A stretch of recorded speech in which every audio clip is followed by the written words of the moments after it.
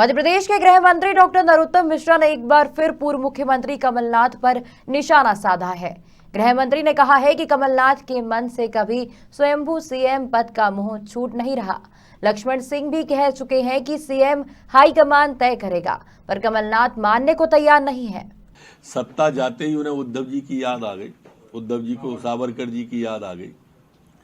ये वही उद्धव ठाकरे हैं जब राहुल गांधी और कांग्रेस के समर्थन से सरकार में बैठे थे, तब भी राहुल गांधी और कांग्रेस सावरकर जी का अपमान करती थी। तब ये सत्ता की मलाई खाते रहे, सत्ता से चुपके रहे, और अब सत्ता जाते ही इनको सावरकर जी याद आ गए हैं। वैसे भी स्वाभाविक रूप से राहुल जी की तुलना वीर सावरकर से हो भी नहीं सकती है। सावरकर जी 14 साल जेल में रहे और ये प्रारंभ से ही वेल पे हैं। जेल और वेल में जो अंतर होता है वही इन दोनों में अंतर है। तो 2 अप्रैल को कमलनाथ ने तमाम जिला प्रभारियों को कहा है कि उनके घर घर जाएं, उनको मनाएं और वापस लाएं। देखो, जैसे कमलनाथ जी केंद्र की कोई बात नहीं मानते ना, ऐसे ही कमलनाथ जी की जिले में कोई बात नहीं मानता। ये बाल कांग्रेस बनाने से लेके हाथ जोड़ो अभियान और इनकी जितनी यात्राएं थी वो सब फ्लॉप हो गई। अब कार्यकर्ताओं को मनाएंगे कहां से? अब बचे ही नहीं है, अब तो खेत खाली है। उद्धव ठाकरे के मामले में ये आ रहा है, तमाम कह रहे कि आने वाले दिनों की रणनीति तैयार कर रहे हैं। मैंने कहा ना मित्र, ये बैठक ही बुला सकते हैं, और पिछले 3 साल में बैठक के अलावा आप बता दो क्या किया है कमलनाथ जी ने। परिस्थिति शारीरिक भी ऐसी है, उम्र का तगादा भी ऐसा है कि स्वाभाविक रूप से बैठक ही बुलानी पड़ेगी। प्रदर्शन थोड़ी करेंगे वो, और प्रदर्शन में गए तो चल नहीं पाएंगे, कारण शारीरिक स्वास्थ्य है उनका। लोकसभा अध्यक्ष सनातन और सावरकर के दिग्विजय सिंह सावरकर जी की बात कर रहे हैं, बाबर के हिमायती सावरकर की बात कर रहे हैं। गजब है, जिन्होंने भगवा आतंकवाद कहा, हिंदू आतंकवाद कहा, उनके समर्थक, उनके विचारक हमको अब संस्कृति समझा रहे हैं।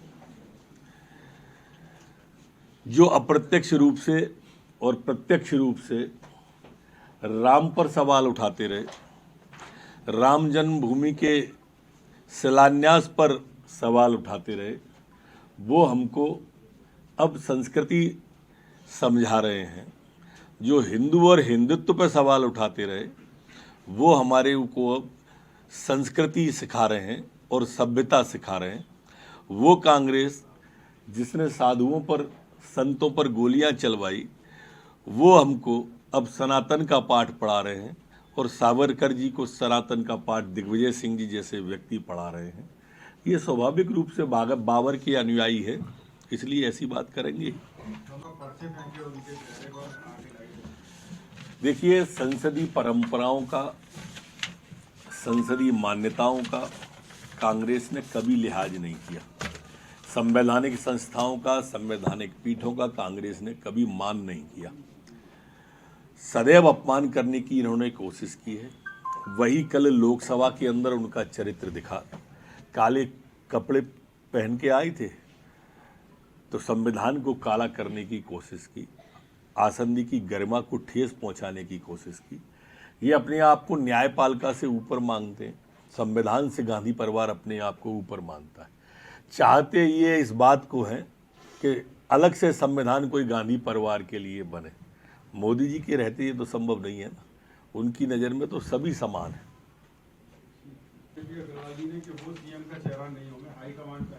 मेहनत पूरी कराएंगे, सीएम नहीं बनाएंगे।